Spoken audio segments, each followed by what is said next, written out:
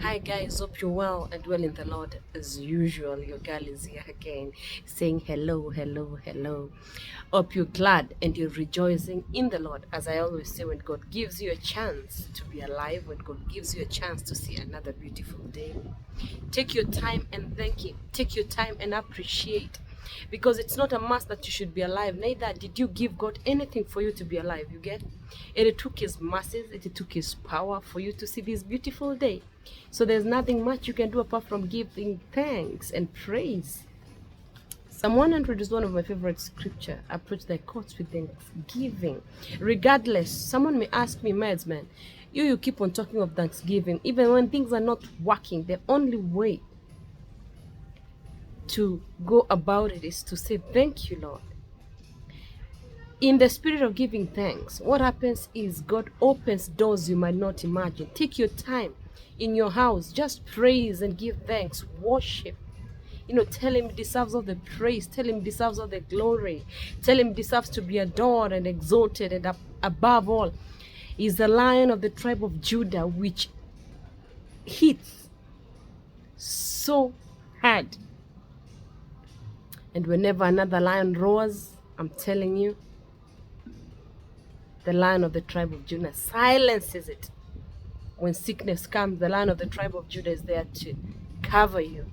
When you're stressed, the Lion of Judah is there to cover you. So always give Him praise and thanks. Appreciate Him in whatever way you can. Give your tithe. Give to the less fortunate. Those are things that move God. And much more, avoid the 7 things that God abhors. Just type the 7 things that God abhors, and then you'll see as in it doesn't like them, it detests them. Just check them out. They're going to help you. God doesn't like a lying tongue. That is one of the biggest. And someone may say that, oh, he's a murderer, oh, what? There's no sin. There is no sin in the eyes of God. Whether you're a murderer, whether you're a liar, whether you're a killer, whether you covet, all these things, God looks at us from the heavens and says, we are all sinners, but is gracious enough to forgive us. So this afternoon, I didn't come to preach to you, but I came to remind you to thank God. And as always, as prophets of the old say, avoid these things which don't excite God, and He will come through for you. Thank you so much. Love you guys. Thanks so much for always subscribing to my YouTube channel. I love my background today. I'm coming live and direct from Nairobi, Kenya, and I want to thank you for your love. And may the mercies of God always follow you. There's a little bit of wind from the background, okay? Yeah, so today, this day could not have escaped without me, coming live and direct to talk to you about an issue that has hit home. I heard Jeff Koinange yesterday say that this issue is home to you. He was referring to one legislator I won't mention, because he has experienced it. I heard him tell a lady, this is home to you because she's a survivor of breast cancer. Actually, this is a breast cancer month awareness. And my heart goes out to you out there who is suffering from any form of cancer. I pray to God of speedy healing, that He may visit you and your family. When cancer is mentioned, guys, it hits home to me. It hits so bad that at times I feel like my nuts get loose. So yesterday I got a chance to watch JK live, and I said today was not going to pass without me addressing this issue, because it's an issue that resonates. Guys, 2003 May, I lost my dad to prostate cancer. I've said these in my videos down below. Yeah, guys, I've seen these in my videos down below that my dad was diagnosed. Actually, let me first say it was a misdiagnosis, because he was treated of amoeba and malaria for a very long time, until one day my cousin Morris Njue thanks to you. Took my dad to a specialist in Nairobi who diagnosed my dad with stage 3 prostate cancer. You understand? So when I talk about cancer, it hits home.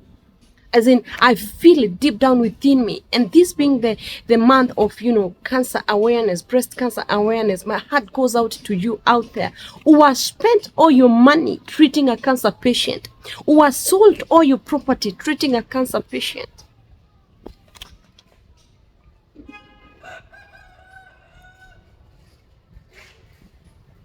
Guys, I don't know what to tell you. I saw us sell everything we had to treat my dad after my cousin helped us away so hard, even as we went to chip in. And I'm telling you, it hits hard when you have to sell property to treat someone, to buy medicine. Those days there were no chemotherapies, which are very expensive these days, and then the person end up dying.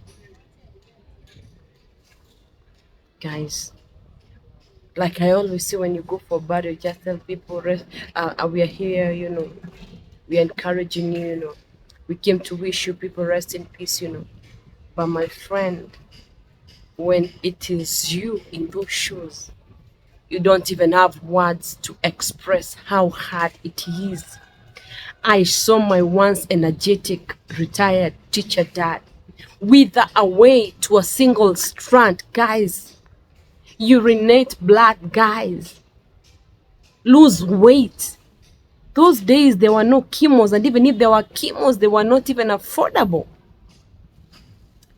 The medicine alone cancer consumes, it's very expensive. You don't even want to talk about it, leave alone discussions about mitigating cancer. Yesterday I had doctors, I've got the statistics here, so I'm gonna I always say it's good to refer so that you don't give wrong statistics, guys. 4 people die every hour because of cancer.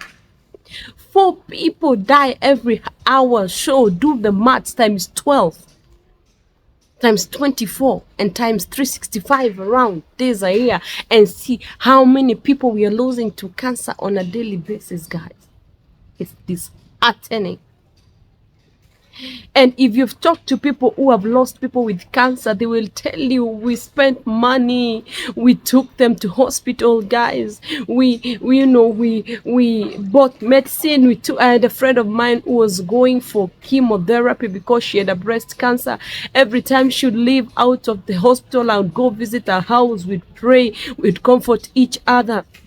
And she'd always tell me, Meds, I believe that one day I'll breastfeed. I believe that one day God will enable me, to be able to give birth and get my baby breastfed, regardless of she didn't have one breast.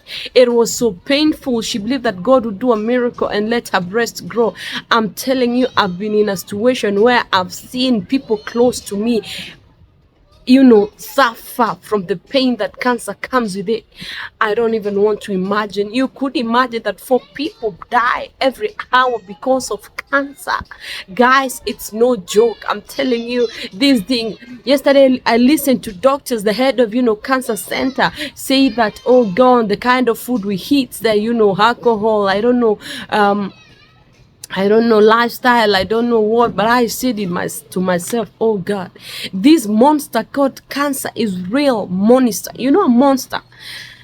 Man, this thing comes in, drains everybody. I speak this afternoon that you will not lose your family, your kids to cancer. It's unbearable, I'm telling you. It's unbearable. I have seen people pained my dad, get pain in the night, and then we go light fire. My small brother go lights fire for him, and my dad will sit in this fire and until morning because the pain was unbearable. My mom would try all the best, nothing was happening. I'm telling you, when it comes to cancer,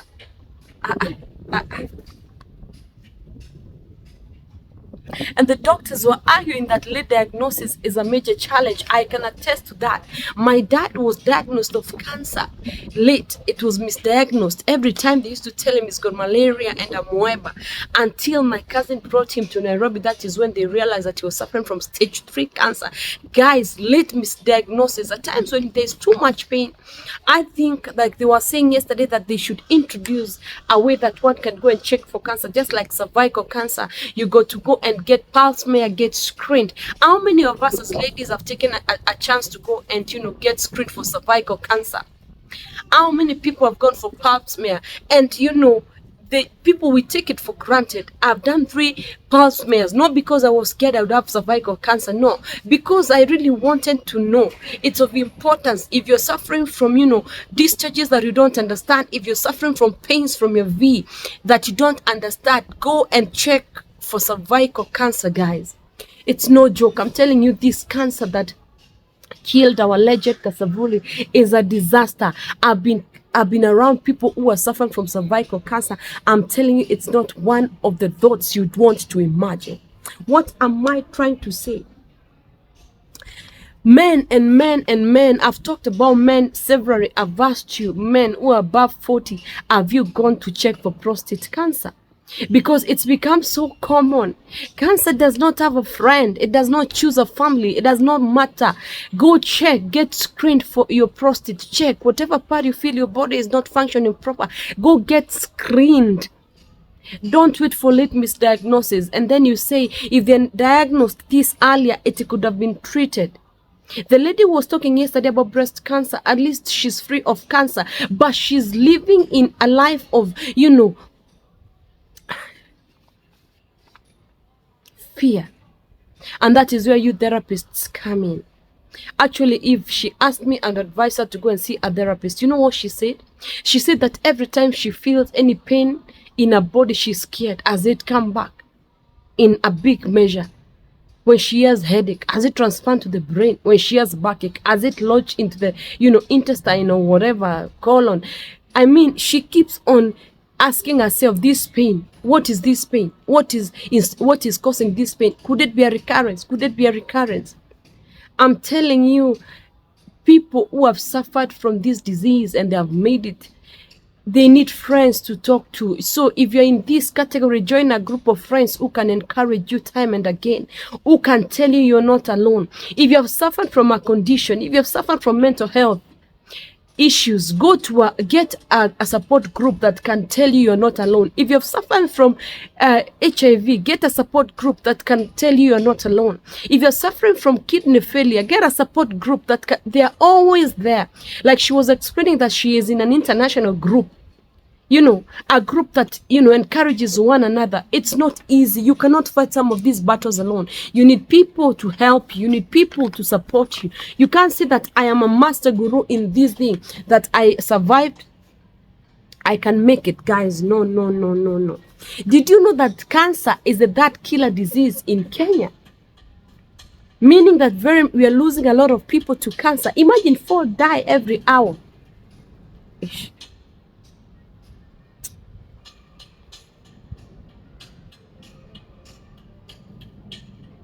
Wow, see?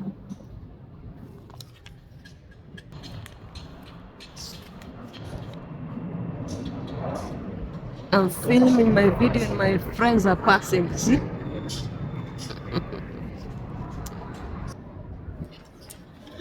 Huyu labda anaenda Ethiopia ama Somali. In my next life, I'd want to be a pilot. Aerodynamics. The autopiloting, this pilot thing really excites me. If I was that choppy in class, man, I would have gone for piloting. My guys, the lady was explaining that chemotherapy is a nightmare. Eesh, it's a nightmare. Man, I saw my dad whisk away in pain. I've seen a friend of mine I used to live with in the plot back then. Every time she came out of chemotherapy, my friends, it's hectic. She will have a swelling stomach. She will vomit. She will feel uneasy. She will feel all kind of, I don't know.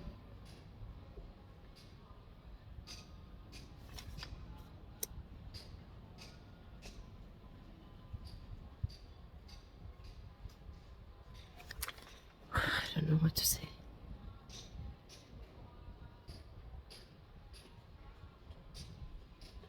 Whenever I think about cancer, by then I get so emotional, guys. Sorry that my tears don't come out easy, but I'm telling you, whenever I think about cancer, I feel so bad. Because I've lost my dad to cancer, guys.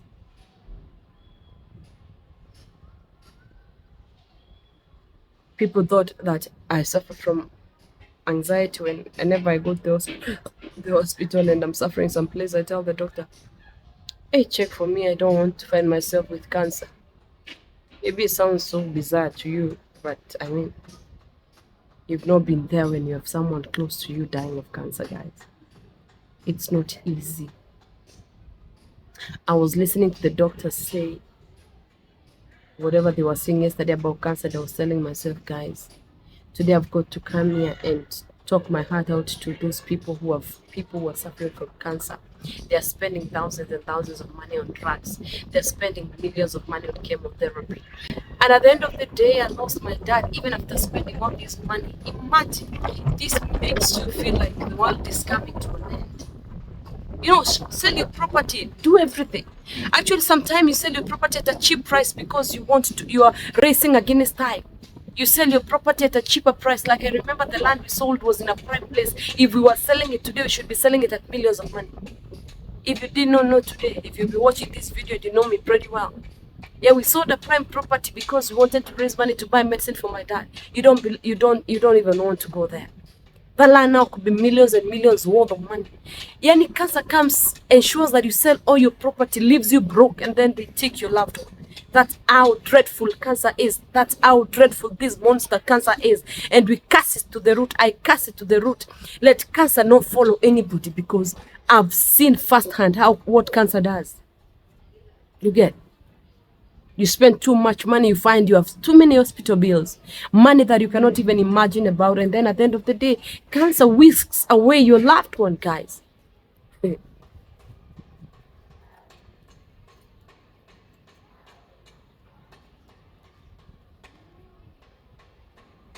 you're joining me in, you aren't there as I was starting. I'm just trying to let us understand that let's give support to any cancer patient you come across. Another day I was seated in Nairobi Hospital Cancer Department. Just seated, and I was just saying a short prayer. I could see people coming out of chemotherapy. I'm telling you, the kind of pain you saw in their eyes is just unexplainable. That kind of pain that gets into your nerves and you're not the one who is feeling the pain. I'm telling you, someone looks so pained.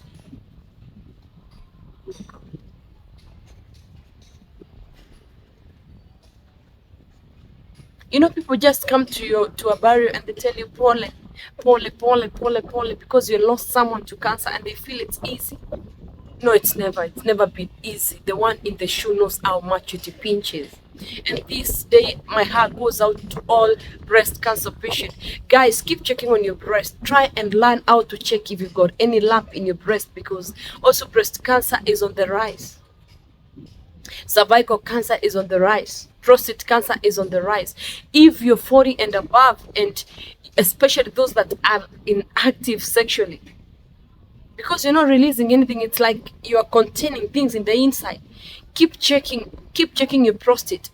Keep checking your prostate, because I'm telling you, it is among the rising cancers we have right now. And I'm telling you, it's not easy. I sit here with a lot of sympathy, and I ask all of you, don't stigmatize anyone suffering from any.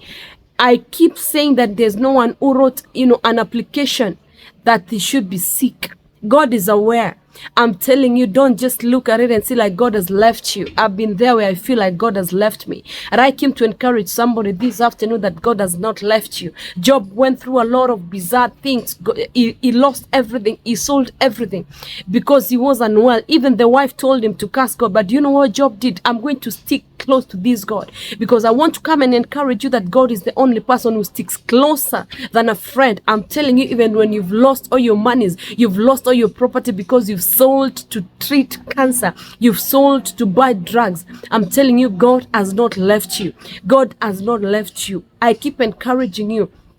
Keep screening for cervical cancer. Go do pap smear. Keep screening for breast cancer. Do those mammograms. Do those prostate cancer checks. Do all those things. Don't think that they're for the sick. No, they're not for the sick. If you feel like your body is giving you a negative signal, if you feel like your body is not giving you that signal that is used to giving you, I want to encourage you this afternoon. Go to screen yourself. Go get screened. Whenever you hear there's a screening, go get screened, because these things are coming our way at a late stage. Let's not wait until we get late misdiagnosis. Let's not wait until it's too late. Check, go get screened, your breast, every part. If there's pain in your body that you don't understand, go get screened. Don't wait for those cells to multiply when they can be mitigated. Encourage them that are going through chemo. Encourage them that are going through these phases. It's not easy. Let's encourage them. Let's talk to them. Let's love them back. Don't treat cancer like we used to stigmatize people with HIV. No, bring people close. Talk to them. Love them. Have them around you. Encourage them. Encourage them. You understand? Thank you so much, guys. I felt when I had this yesterday, and I remembered what month we're in. I said that I shall come and talk to you out here who was a kin or who was someone who is suffering from cancer. Let's get encouraged in the Lord. All is not lost. You're blessed of God. This afternoon, keep trusting God. By the way, I've come to realize in this life, even your own brother can go against you, your own husband, your own wife. The only person who sticks close, guys, is only God. Whichever religion you believe in, keep trusting in that God that you pray. In the name of the Father, the Son, and the Holy Spirit. Keep subscribing to Meditated. I love you with the love of God. Thank you.